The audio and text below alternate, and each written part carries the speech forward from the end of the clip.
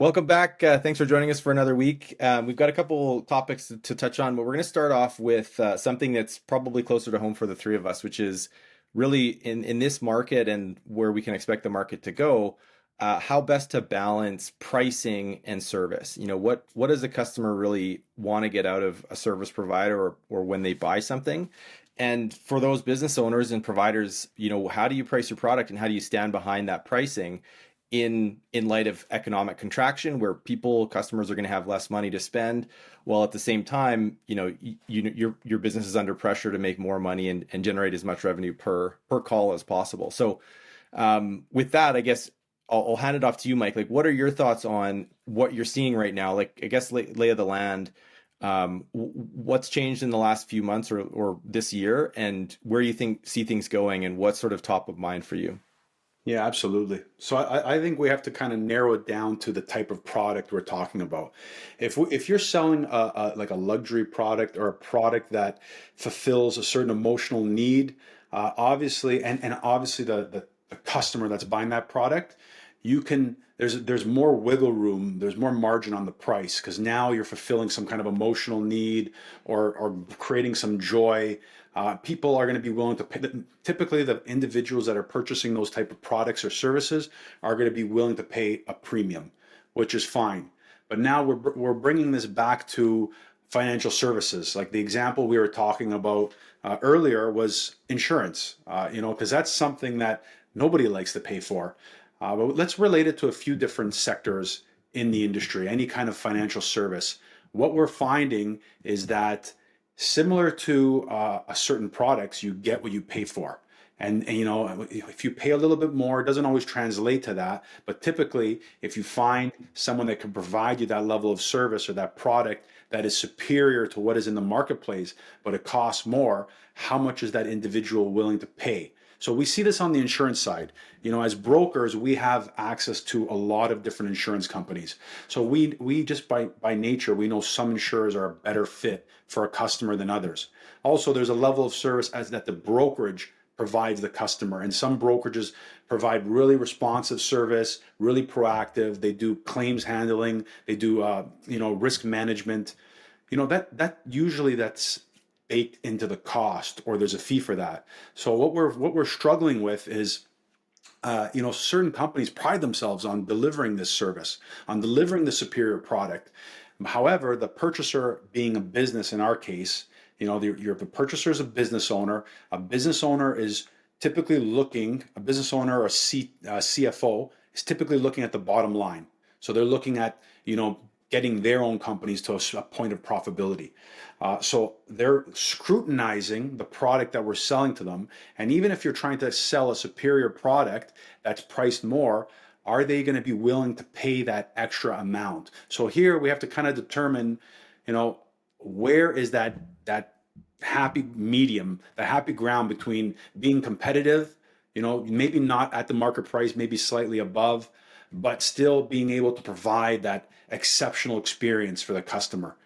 So it comes down to like the type, who the customer is, and there's a lot of variables, but I think we can start here. Like, what do you guys think? Like, Andrew, when you're buying insurance for your business or some kind of financial product, going to a bank to set up your commercial banking, if one bank is charging you more money in fees, say BMO is charging you a higher level of fees than TD is. I'm just using these banks as an example. At what point are you willing to say, hey, you know what? This bank or this service provider is providing me with the value I see as worth paying these extra fees. How do you analyze that, and how much are you willing to pay? That's a good question. I think so. There's a couple of things that I usually evaluate. So use banking for example. I evaluate it on basically the amount of time they're going to save me, right? So that can equate to some sort of value, and the return, if there's an advisor or something attached to it, the return that I'm going to get in terms of market return, right? Like on investment, and all the other things, like essentially what I think some of these things gives me the access.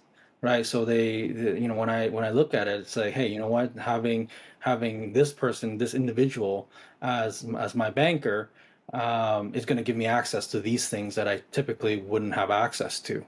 So there's a cost to that. And so I look at it like that. Are they saving me time? Are they making me money? And are they giving me access? Mm. Right. So that's from a financial standpoint, like financial services. This is kind of how I would evaluate it. And I don't mind paying, I think, a higher premium on these things because I know what I'm getting out of it is a lot more. So on the banking side, just to kind of give you guys an example, it's like they offer estate planning, they offer tax planning, they offer investment planning, like additional things that I think typically I would have to pay for. Imagine you have to pay for a tax attorney or something like that to look over your tax situation or plan out your estate. So it's worth it at the end of the day to pay a little bit more. Maybe I need it, maybe I don't, but it's there for me when I need it. And that access, that simplicity, Additional streamlines everything services. for me, Yeah. and their availability as well, right? Like having the ability to do complex banking just by in the comfort of your own home. It's nice, right? So it's a time that saves me a lot of time having to go to the branch, doing this and talk to this person, talk to that person. It's very easy. Yeah, that VIP client experience. And Kyle, like, what are your thoughts on this? And like you said, tying it back to how does the economic pressures tie back into this? Because that's what we're seeing. We're seeing customers now. We deal B2B. We're seeing customers are pinched this year from a financial perspective. So they're automatically going in with a lens of, I need to save money. How do you combat that? Yeah, I think from my personal experience, just to contrast with what Andrew said, because I think what I took from what Andrew said is there's going to be certain pain points that people have where if there's only one or a few, providers to deliver that type of service, then it's a lot easier to rationalize charging a higher price. So if you're providing a unique service that isn't a commodity or isn't available, widely available in the marketplace, I think you have a lot of justification for charging a premium. Everybody is not going to want that, which is fine. But the people like the ICP that you should be going after does want that and is prepared to pay more for it. I think to take the opposite viewpoint, so I had a recent interaction with our internet service provider. So we've been with we were with a company called Shaw that was just acquired by Rogers, which for anyone not in Canada is one of the top 3 largest telecom companies in the country, an absolute behemoth. And up until this point, they weren't the cheapest, but they didn't really give me any reason to think about it, right? Like tying it back to price, whereas if there were a competitor down the street that offered a similar service that was significantly less, let's say 25% or more or less, there would be a definite pricing advantage or pricing pressure for me to change. And the changing aspect isn't a huge deal. It's just inconvenience. It takes a lot of time. You're potentially your internet is down or whatnot. Like there's friction there. But for the most part, the product is the same. The service that they're delivering is somewhat commoditized, and it's going to be the same user experience. So for me to stick to the same provider for 20 years was really based on the fact that there wasn't enough, it was pretty inelastic. There wasn't enough pricing competition out there, and they didn't really give me a reason to switch. That changed after the acquisition, where it was impossible to get a hold of them. So the customer service experience fell off a cliff in my mind. And I was so frustrated with not being able to get a hold of them and not being able to act on something that I was like, this is just not worth maintaining this relationship, even if I have to pay more, right? So the service, it wasn't the service quality per se. It was the interaction with the client or with the provider. And so I think it's an interesting one where if it's a commoditized type product, which you can get it from different providers, I think the imperative to have a really, really strong customer service framework is that much more important, because essentially it's the way I would look at it is like an unforced error. People are very rarely going to go across the street because of some carrot, because for the most part everybody's charging roughly the same thing. If there is a big price discrepancy, we can talk about that. That's a really hard moat to cross if your competitors are selling the same product or something similar for significantly less. Like, people are really price conscious. But if it's somewhat similar and there's a little bit of friction in transferring services or moving or whatnot, you really need to make sure that you're not doing yourselves and your customers any disservice by giving them a motivation to move or giving them some reason to look around. And I was really surprised, given the relationship and given the a pretty clean rap sheet for the last 20 years. Like, sure, there's been little things here and there, but for the most part, they had responded very quickly to it. If you get rid of that customer service, it totally changes the landscape. It becomes the biggest priority ever. It doesn't matter what the price is. It doesn't matter how good or how bad the service is. If you're not talking to me and you're not responding to something, that's, persona non grata. So the psychology behind it is, if you don't give me a reason to look around and I'm relatively happy, I'm probably going to just keep things status quo. Even if someone comes knocking on my door and says, hey, because that's another thing. There's these companies that have people that are sales individuals that are putting these offers in front of these prospective clients.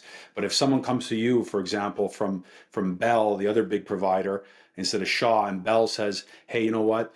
We can save you 5%. The psychology behind that, what I'm assuming is that, hey, you know what? I'm talking about Shaw before they had the merger.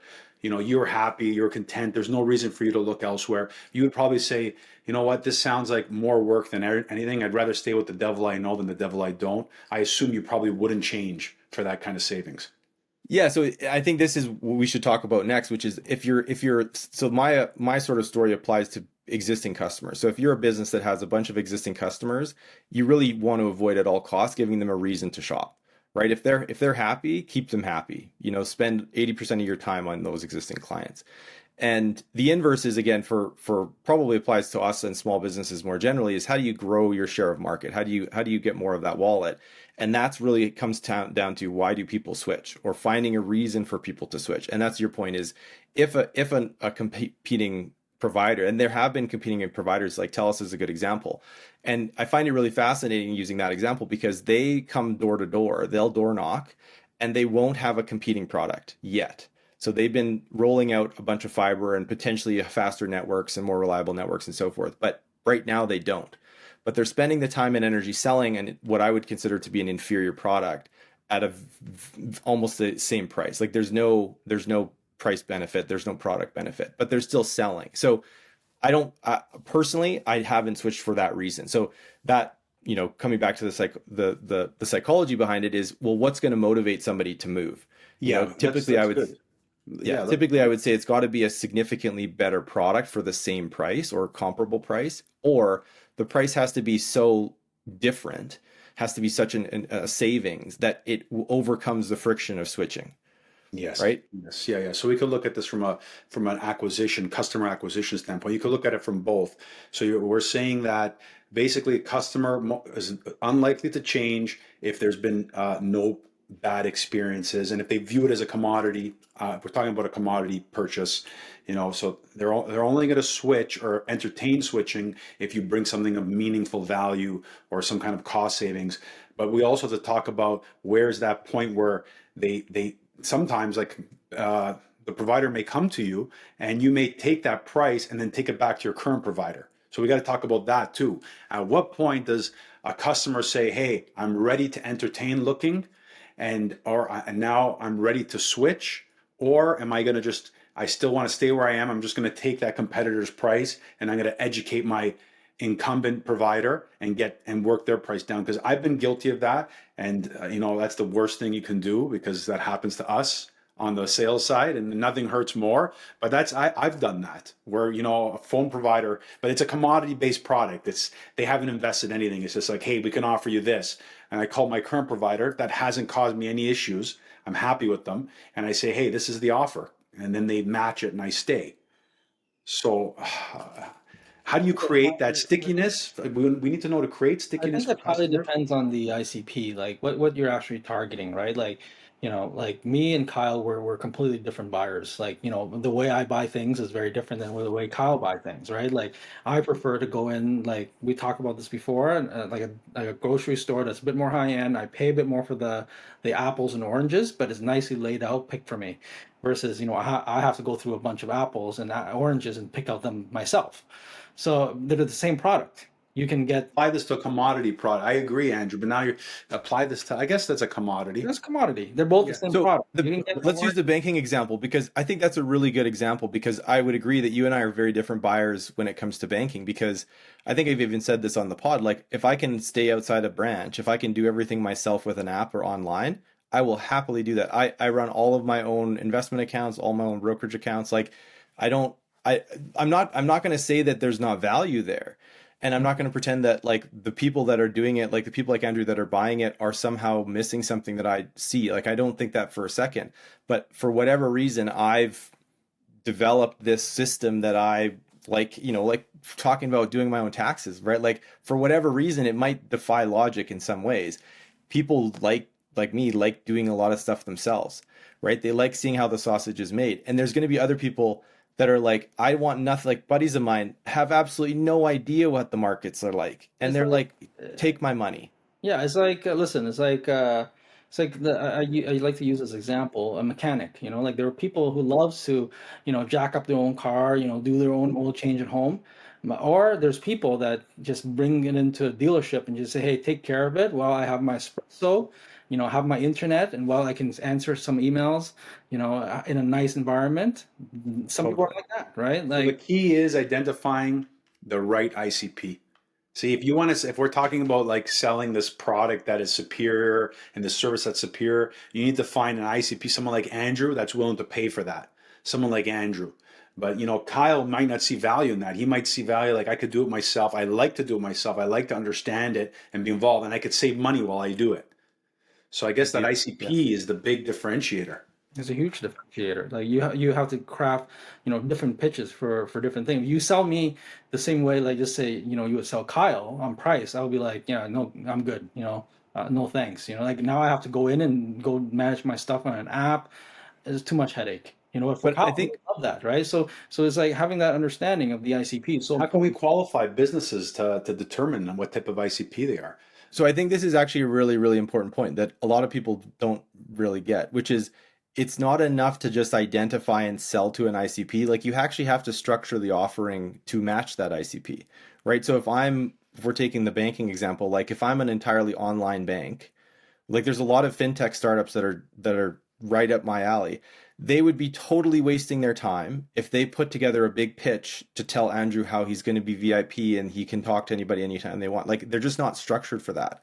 They're never going to compete with the big incumbents that have a branch on every block that he can go talk, like he can build a relationship with somebody at their office, whatever. Like, and I don't think I'm not suggesting that they actually do this, but there are businesses that do, and they say, hey, we're going to sell all things to all people, and the offering, the structure of the business, everything is not aligned like that. So I think you really need to be honest with yourself which ICP you're going after, and make sure that it actually matches the business, and the business can actually deliver on that ICP. So this is really good. You have to really segment that ICP, and we've done this in the past. You look at your ICP. Okay, they're this type of business, this industry, in this location, doing this amount of revenues, but that's not deep enough. Because listen, we can have two, let's just say, road cleaners, like two different road cleaning companies, and one can have, an individual that the individual that manages the insurance, he can value insurance and he can value service, and he would be more suited for a company that provides that bespoke experience. But then there could be another road cleaner that has the same revenues in the same region, same everything, but the decision maker is all about getting his vendors down, beating them up on price. So how do service providers identify that in the individual? Because it sounds like this is more of the individual than the business itself. that's true. I think it is the individual. It's just but the thing is, I was never like this before. Like It's when he made It's it okay, big. Andrew. When he made it big and he became rich, that's it. I just love doing the stuff myself too. But it's just like it's just over time you see the value of these things differently. Like and I think it's just a matter of time. Like I value time differently. I just don't want to waste time anymore. And your tolerance for time wasters just goes through the roof. Like I just don't tolerate that anymore. And so the slightest inconvenience then at that point becomes like a thorn on my side, right? So I just have to get rid of it right away in whatever way possible. And whoever can get rid of those things for me, I'll pay them, right? So time then becomes more valuable than money, I guess, if you kind of get what I'm saying. So I kind of value things differently now, versus before, where Because now your value of time is much higher. It is much higher. Like You were younger, your time, I used to probably do things myself, your like I would, time wasn't worth what it's worth today. yeah, I would cut the grass myself. I would, do the garden myself. If I want to do something, I got to do myself. But now, like the time that I'm spending cutting the grass, or mowing my lawns or whatever, it just becomes a waste of time. So, you pay somebody to do it so that you can now focus on the things that means more to you, either generate money, or, spend time with the family or whatever it is, right? So it's just that becomes more valuable. And that's how I start thinking about things. So in it, as What an if you individual, enjoy cutting the grass? and that's possible. Don't take my grass cutting away from me, Andrew. Yeah. Yeah, yeah. So like, I think that that is possible, but it's just you start to focus on the things you value, things that you enjoy doing versus, and then you cut out all those things that you don't So enjoy. how do you identify these type of customers? Well, like banking, for example, or going to the grocery, like that stuff. They're like little inconvenience all around it. So in any of these products that we purchase, there's always these inconvenience. And if we can identify that and like solve some of those inconvenience for these people, I think that's what kind of attracts them. The people that value it. My concern is finding those people that value it. Like, because if you solve the inconveniences for Kyle, he doesn't. It's not going to sell him. He's not going to pay a premium for that. So Certain the other things. thing, Certain things. yeah, but the other thing I think that's really important to understand for listeners that are not native to insurance is insurance is actually a really complex product. Like most buyers perceive it as a commodity. Yeah, I'm glad you However, mentioned that. most sellers don't, it's not a commodity to them. Right? So like the broker example, the broker like role is actually really a very different, so the way that the actual operation works is very different to how the buyer thinks that it works, which is actually a really unique example. Because I think for the most part, anything else that we're buying, whether it be personal or commercial, we kind of have an idea of what it takes to deliver the service. So the lawn cutting example is great. Like I know roughly how long it takes. I know how much a lawnmower costs. I know all the like what the maintenance is involved versus what roughly would cost me per month to pay somebody to do that service. There's not a lot of gray area. However, none of us are going to, unless we were in the industry, none of us would be able to execute anywhere near an insurance transaction, right? Like it's not something that you would go, So you that's just like, rock up. yeah, that's like banking, Kyle. So let's bring it back to something more sophisticated, like banking, right? Okay. I think banking is something we can probably compare because you love to do the digital things. I don't. I love, I can do it, but I just choose not to do it. And I think, what makes it interesting is that, the more sophisticated you become, on the investment side, I think I start to value some of these things a bit more, actually. Just like an insurance advisor, right? Like I value certain deals that, my advisor brings to me, right? Like deals that maybe not be accessible to others, right? So there's things there that are valuable. And those are the kind of things that I think you have to pay, like I said earlier, access, right? It gives you access into things that may not traditionally Yeah, but the be. problem is, Andrew, those things make you money, so there's an upside to them. The thing with insurance, I know I keep bringing it back to insurance. People look at it like a commoditized product. They're looking at like house insurance and auto insurance. I just have it because I need it, But in commercial insurance, it's much more complex, and we're not making people money. We're not showing them an investment where they can make money. We're just insuring their assets, but they feel like they can get their assets insured anywhere with any company, and it's all the same thing. So I think it's yeah. So I'll give you guys an example. Like an art collection, for example, right? Like you can have a few $100,000 collection to a couple $1 million. How easy is it to get insurance on these things is also impact the experience, right? Like what were the inconvenience, right? Like say, these are the kind of things that I think would attract an individual. Like there it's not commoditized at that point. Think about it. It's more of a bespoke product. So I disagree with you because I think the consumer, I know where you're coming from. It isn't a commoditized product, but the consumer looks at it as a commodity, right? The consumer says every insurance company will likely sell me insurance for my art, right? And that's to be fair, like for vehicles and houses and a lot of the personal lines type stuff, that's not wrong. There's a standardized policy for Pete's sake across the country, right? Like there's a lot of reasons for people to believe that everybody sells the same thing. It's just got a different name at the top. But to your example with art and species and really, sophisticated type insurance, there's so many different layers that go into that product and that price from that market, not to mention all the stuff that coverage relates to. And so that's what I was trying to get at, is that there's a huge, insurance is the only one I can think of where there's such a huge gap between what the customer expectations are and what the actual provider's expectations are, or what they actually are doing, and what needs to be exchanged in the background in order for that product to be baked. Right. So that's kind of why I thought insurance was really useful, because it's, again, how do you bridge that gap? How do you take, if we're going back to the ICP conversation, you've got the two buyers, one's educated and knows what it's going to take and why it's important, and the other that doesn't and thinks they're buying a coffee at Tim Hortons, right?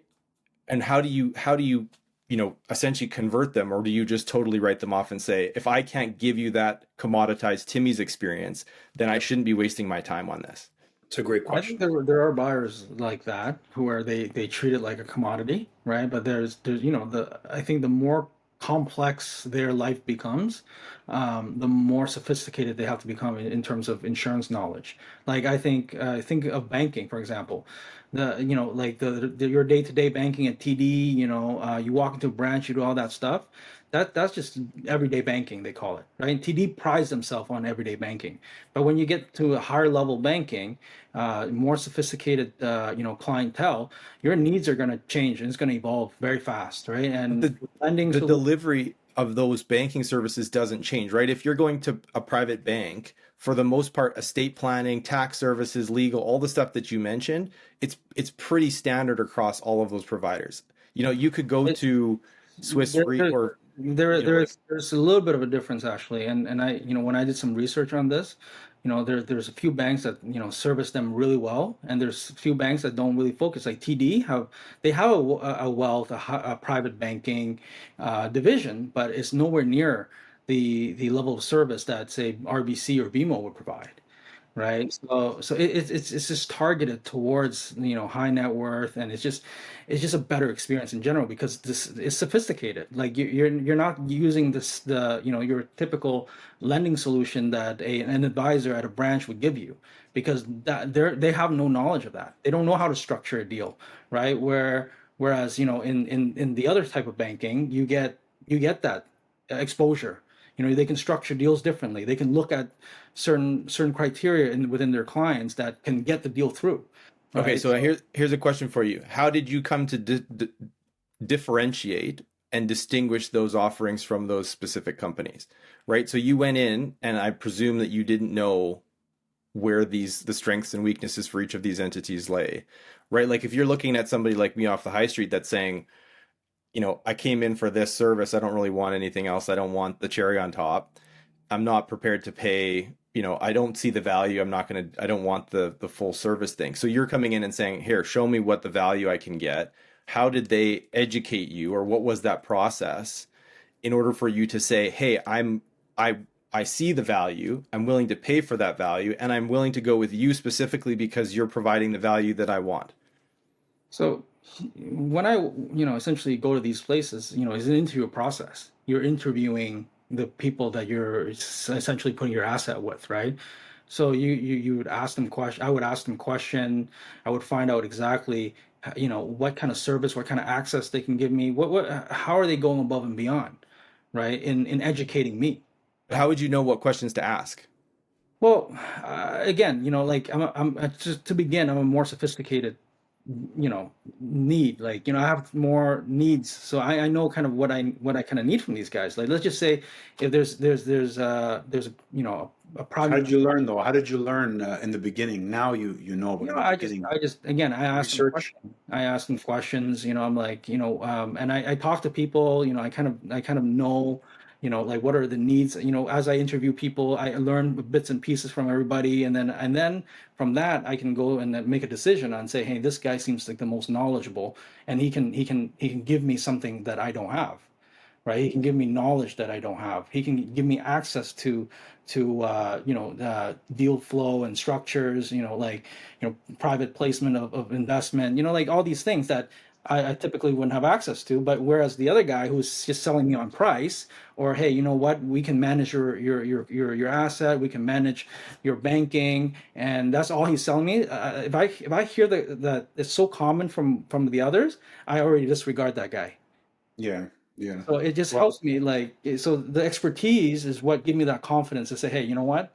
This guy is going to be able to manage it. And on top of that, the relationship too, right? Like I think about what I actually extract out of this relationship.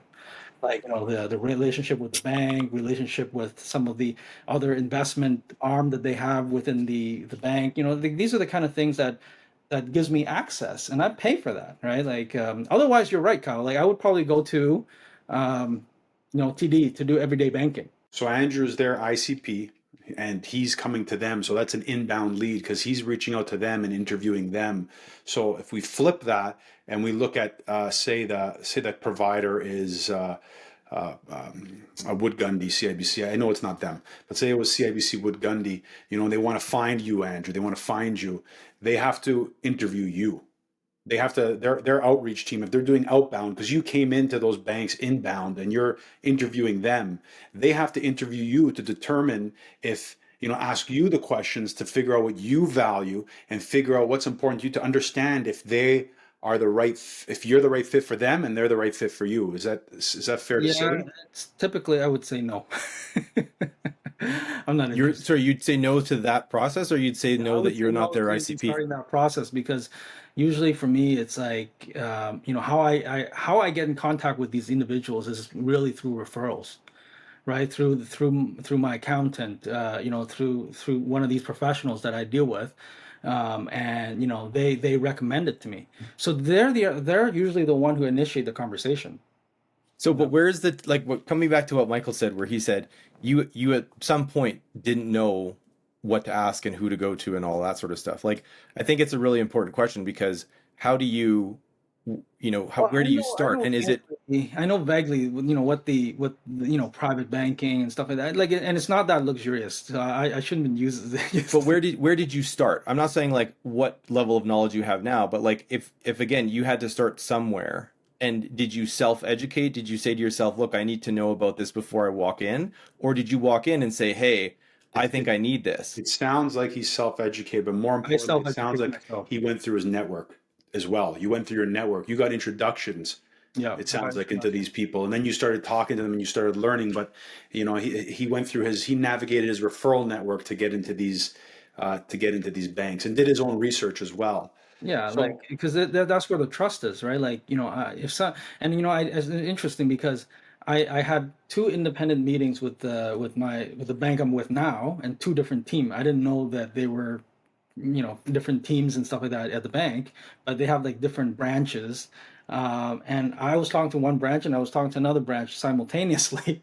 And yeah, And they're in competition. yeah, one I went to myself, and the other one was a referral, and I ended up going with the referral, right? Because of the, yeah, just first of all, they already came to me validated a little bit. well, we know referrals the strongest source, no doubt, and I'm not going to contest that because that's what we preach to all our salespeople. But I just trying to bring this back to how businesses, service providers, can find customers that value the service that they're providing and that are willing to pay a little bit more for that service. So yeah, they have to have strong partnerships with referral partners, very strong network, but only so much business comes in through referral network. Depends how strong that business is built up to attract and support referrals. Some businesses do a great job with that. All their new business comes through referral networks, but most businesses, it's a smaller percentage. So they're running marketing for customer acquisition. They have outbound, cold call, outreach, cold email. How are those? That's what I'm trying to bring this back for our listeners that are running businesses that can do a better job at identifying the clients that'll be more sticky and that'll stay for more than just price. They're not here for just price. Unless you're a Walmart. If you have the Walmart model and you're all on price, hey, just go nuts. go after those customers. But if you're running a business, you're a service provider that is not winning business solely on price and there's more to it, how do you find those individuals, and how do you sell to them outside of the referral network? Is there any other strategies? There's, yeah, it's tough. The higher, like, yeah, those type of customers are tough. Usually through referrals, I think. I was gonna say like the referral angle obviously is prime, but like I think the other option, and we probably haven't talked about it enough and we don't do it enough ourselves, is there's that whole education path, right? Like, essentially putting the questions in people's mouths that they wouldn't otherwise think of, and piquing their interest and curiosity in terms of, again, how is the sausage made? Why should I care about this? And I think there's a lot of industries that don't do that enough to say, we're unique or we're special and this is why you should care and this is why you should, what things you should value in the transaction. Again, coming back to a simple, the simple example of, we'll stick on banking, we'll stick on financial services. Like if I'm have a relationship with a provider and I just really don't care, I really don't see the value. If they were to come to me and say, like, these are the things that are happening in the background that you don't see, and this is what sort of an impact it has on you. And more importantly, if your behavior changes in this way or your inputs change in this way, this is what sort of impact it has on the outcome. That's something that I wouldn't have come to on my own. I probably, again, absent a referral, I wouldn't have considered researching it on my own. I wouldn't have educated myself, independently, because I wouldn't have, thought to think about it. And so I think that's a big piece of that puzzle is, putting together content or education or, materials for the public, for the general public at large that says, like, this is what we do differently. Like, I'll use a different example. So my wife is huge on like natural everything, natural fibers, like local vegetables, farm to table restaurants, like all of that kind of stuff. And it's really interesting because we had this conversation a couple of weeks ago about how she got to where she is today. She definitely wasn't like this when she was younger. And a big part of that was starting a family and having kids and being more concerned about what they're doing and what they're putting in their bodies than what she did. But it's interesting because a lot of that curiosity that led to the knowledge and then therefore the action actually was initiated by these providers, by the companies saying, hey, did you actually know this is how, this is where your meat is sourced, or this is what's in your flour, or this is what's, and the thing is if they hadn't put that out, if they hadn't spent the time to talk about it, she never would have seen that. She never would have asked the question. She never would have taken it seriously. So I think that's a really, really, really good way that a lot of people probably don't spend enough time on, is really thinking about, okay, what do I know that I know that I know that I'm not sure that the customer, wouldn't be interested in knowing as well. So and potentially spend the time in educating them, or at least piquing their interest to ask the questions. Because I think that's a big reason that you go from somebody that, doesn't shop and doesn't know, to Andrew, who's like, I know what questions to ask. I've got referrals. I've got, I'm more seasoned in this sort of sphere. No, this is good. This is good. So you know what? I'm going to summarize this one so we could wrap it up. But you know what? I think we got a lot of good points. So to businesses that want to identify and attract an ideal client profile, we have a few strategies shared by the experts here. Andrew, use the referral network. Work your referral network, and that's how you're going to be able to attract and find really good ideal client profiles or ideal customers for yourself. Kyle's strategy, educate those customers. A lot of these customers, it's true, they don't know what your product may be giving them that another product isn't. So educate, fill in that knowledge and create the need. And the last thing that I'm going to add to this is qualify your customer. And this is something that also a good advisor needs to do. They need to ask the questions. Once they've attracted that individual, maybe through the referral network or through the educational channel, they need to understand that customer and understand what makes that customer tick. You cannot provide a service to a customer if you don't understand the needs. So qualify, uncover, learn, and then you'll be able to provide that service at a premium price. So those, I think that summarizes those three strategies very well. So I'm going to try to deploy some of them myself in our Awesome. sales call Good summary. next week. Summary, Mike. Perfect. All right, let's change gears a bit. So, one of the things I brought up before the call was just something I saw on LinkedIn, which was essentially, I won't get into details about the company because it's not really important, but essentially just the differences in perspective, specifically within, you know, the venture community or investment communities when it comes to risk and types of companies that are being funded and what, you know, where they're going and what people believe in them. So the example is essentially a company that an early stage company, no customers, no assets, no revenue, that has gone public in the US and they've raised a bunch of money, almost $1 billion. And the perception from the Canadian side of my network is it's the perception on either side is very binary. So the Canadian side is essentially saying this is way too much risk. How did this possibly get funded? I would never consider this. Whereas on the American side, it's the opposite. And it's saying, you know, why are you guys scared of this? Like, this seems like a pretty obvious, you know, it's early stage. Nobody's thinking that this is a large incumbent that's IPOing. Which large companies that have billions of revenue are IPOing? Very few. So what's the big deal? This is how we make money. So I guess what I wanted to get your impression on, you know, without pointing out the obvious that we know about Canada, you know, who's right and wrong, and what should we be taking away from this? I think the thing that surprised me the most that I mentioned to you guys is it's very, very clear. There's hard disparity between these two positions. There's not a lot of middle ground. There's a lot of people that are like, this sucks, or this is great, this is normal. So like when it comes to risk appetite, when it comes to entrepreneurialism, you know, venture funding, all of that kind of stuff, even access to capital markets. And Andrew, you know, you talked about private placements earlier, like appetite for private placements, private equity deals, stuff like that. You know, what are your guys' thoughts on this? I'll let you start, Andrew. You have direct exposure to this.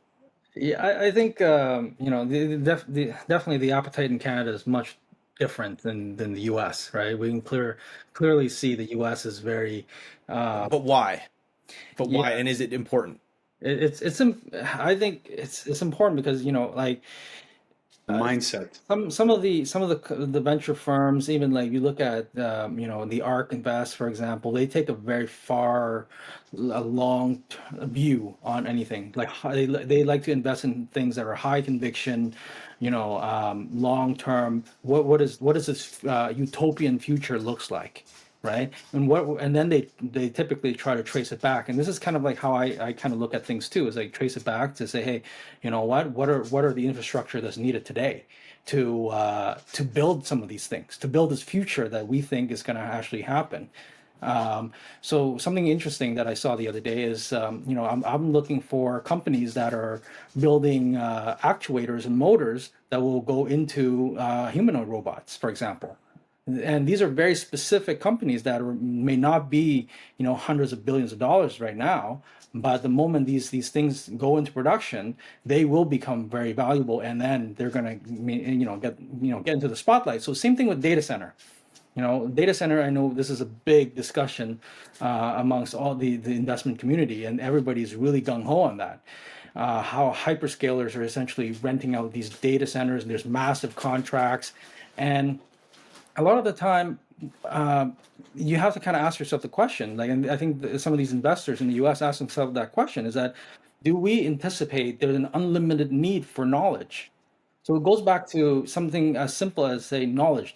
As humans, do we have a desire to learn more, to learn faster, you know, to absorb more knowledge? If you answer that question and you say yes to it, data centers will be required to power all this need for knowledge. Think about back in the days. There's libraries, there's books, there's these grand libraries. You know, like that's essentially housing knowledge. And so, you know, so essentially some of these things, I think it's about a matter of not being aggressive.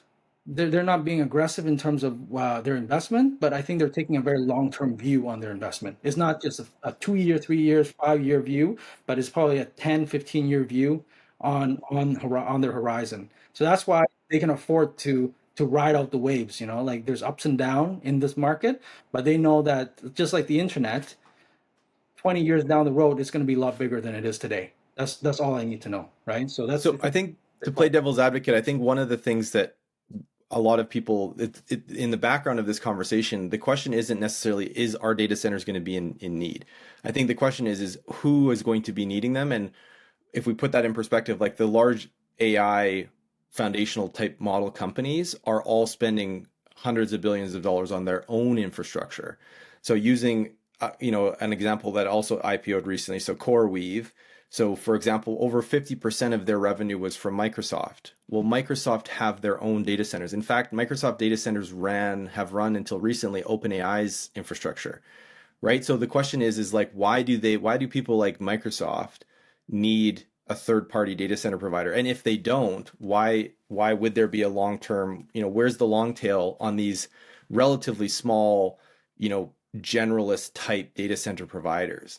And I guess, yeah, like I think you mentioned CoreWeave. CoreWeave, I was looking at into this company for a period of time now, and you just I think and I asked myself that question too, and I did some research, and essentially the for these hyperscalers to build up these data centers, to buy all of those GPUs, to set them up, to maintain, there's a huge cost to it.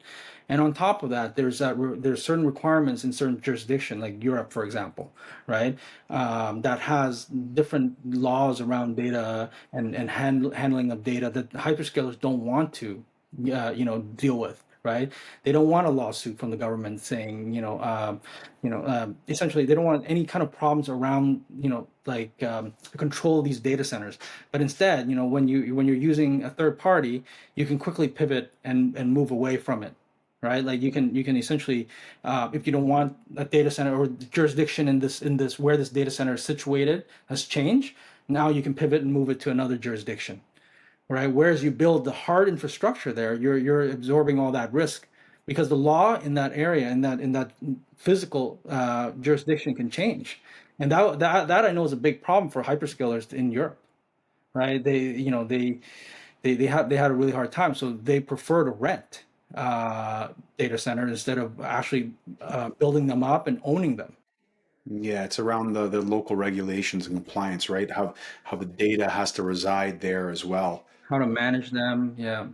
so I guess zooming out a bit, Mike, like without looking at the particulars of this project, just generally speaking from a risk-based perspective, it sounds like obviously Andrew, feels like this, the risk is worth the potential reward. I guess, would you agree with that? And if you would, why do we think that there's such an adverse, like, and I would agree with Andrew. I would agree that there's probably, if unless there's some major red flags, like if there's demand, which we would agree there would be, is it enough? Is there potentially enough juice within the squeeze to make this risk worthwhile? And if so, why are we so opposite it in Canada? Yeah, it's hard to take a stance on this particular investment, but taking a high level approach, like without having the data, but taking like a high level approach, like the US, there's just a lot of free flowing capital that needs to find homes. There's a lot of LPs that are investing into these funds, and these funds need to find returns, and they're looking for outsized returns. They're not looking for, modest returns. And it's just that mindset as well, that mindset of, hey, you know what, we want to shoot for the moon. We're not in this to just make a modest investment. And then they look far out, like Andrew said. So they're looking far out. They have the capital, they have the mindset, and they have the tolerance for risk. There's more risk tolerance there. In Canada, we're very risk adverse. We underwrite everything. Over underwrite everything and look at the downside very closely. And you could see that historically in some of the credit crises and that have hit the US versus Canada. Obviously, when you take this kind of risk, there's more exposure, but they're more comfortable with that level of exposure, than typically Canadians are. Why is that? I guess because of those reasons, like the capital, the mindset, the nature of how they operate down there versus how they are here. So do we think that, Machine. what would be the I guess one of the tipping points in order to change that mentality? Because I think so I'd be curious your perspective, Andrew, because if you are far more risk tolerant than and we can all weigh in ourselves, but what is it that really matters or that's sort of changed the conversation for you? I wonder if it's the previous successes, because I know when I was on the VC side, there were a lot of people that were very gun shy because they either had never taken the risk or they had taken a risk before and it had not panned out. They'd lost a portion of their investment or all of their investment. And so they were very gun shy, which to be fair is totally logical. We haven't had in the Canadian marketplace, we haven't had runaway successes like the US have.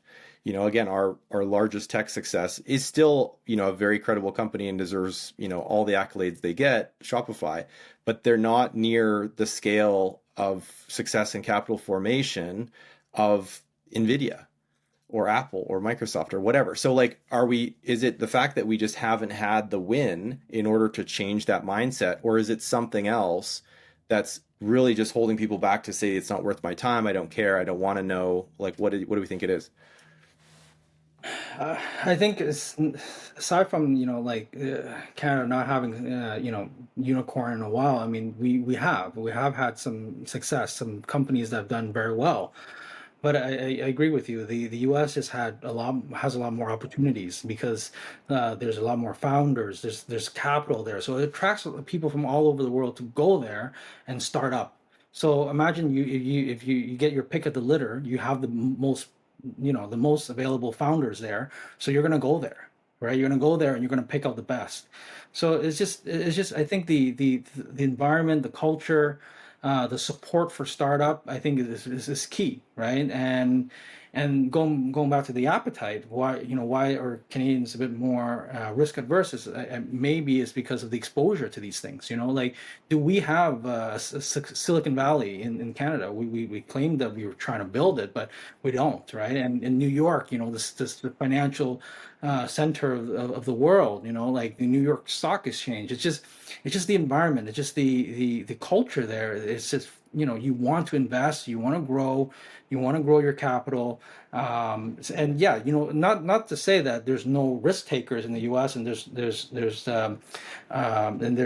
basically risk takers in Canada. They are risk takers in Canada, right? It's just that I think the population is much smaller, and that stems from, I guess, the financial exposure to some of these financial products, some of these. How do I manage my portfolio? Like going back to what you said earlier, Kyle, education, right? A lot of people are not exposed to these things, so they don't know. Okay, should I take risk? And if I take risk, how much risk can I take? And that's a big question for a lot of people. Is that, Mike and I, we had a conversation. It's like, if you have $1 million sitting in the bank, your risk tolerance is a little bit different. But how much do you know? Like, is it 200,000? Is it 300,000? How much risk should you take at that point? So a lot of So people is have that a problem is understanding what that fine balance is for their life. is that a professional class issue, whereas the advisors simply just aren't recommending higher risk investments? Because it's interesting, because there's a lot of people, for example, there's some guys I follow on social media in the US and that are advisors and capital markets type guys, and they are far and away way more aggressive than anybody that I've met. And I've got friends and family that are advisors and traders and stuff, and they go after stuff and they recommend stuff that our people in Canada would never touch. Well, there's regulations as well that too. They have to follow their practices, policies, or the bank's policies. So there's a lot of regulation in Canada as to a lot of financial regulation as to what products can be offered, what vehicles are available. We talked about this a few podcasts ago, where there was, cryptocurrency. There are certain assets that were anchored in cryptocurrency that weren't offered in Canada, but were offered there because of the financial regulators here. So there's a lot of that, but I think the community as well. The community doesn't exist here like that. Like Andrew mentioned, the New York Stock Exchange, Silicon Valley. There's a lot of founders clubs. There's so many founders clubs there. Think about that as well. Like, we joined a founders club and it was in the U.S. They had them here, but maybe there was a half a dozen. But in the U.S., there's hundreds of them. There's just that community, that investment community that the Yeah. founder community is. And what I've seen is, I guess you imagine you're a founder. Okay, you started this startup. That's as risky as it can get. You get out of school, you start up this company. It grew and it became $1 billion company, a unicorn, and then you exit. These guys are now they're used to that risk tolerance. They have that risk. And they have the money to reinvest it. Yeah, and they reinvested back into other startups. Let's take maximum risk It's again. a cycle. You know, Yeah, it's almost like a snowball effect. Yeah, you're right, because that money is being reinvested by these individuals that had the success, yeah, and it's that's the capital's flywheel. there. That's the flywheel effect. All right. So I think it sounds like we're in consensus that capital formation is a big part. And in order to get people off the fence, we need some bigger wins, including we need obviously some capital generation north of the border. So, all right. Any other comments on that? Yeah, no, it's good. All right. Well, let's leave it there then. We're almost at the hour. I guess one wrap up comment from me, coming back to the original discussion about, where do we find that pricing power, is go after those ICPs that make sense to your business and ensure that the pricing and the structure of your business actually matches that ICP. And obviously, if you're going to try and compete on price, it's a losing battle. So focus on the stuff that we talked about, and we'll all do that in our businesses as well. And we'll see on the next episode. We'll let you know how it's going.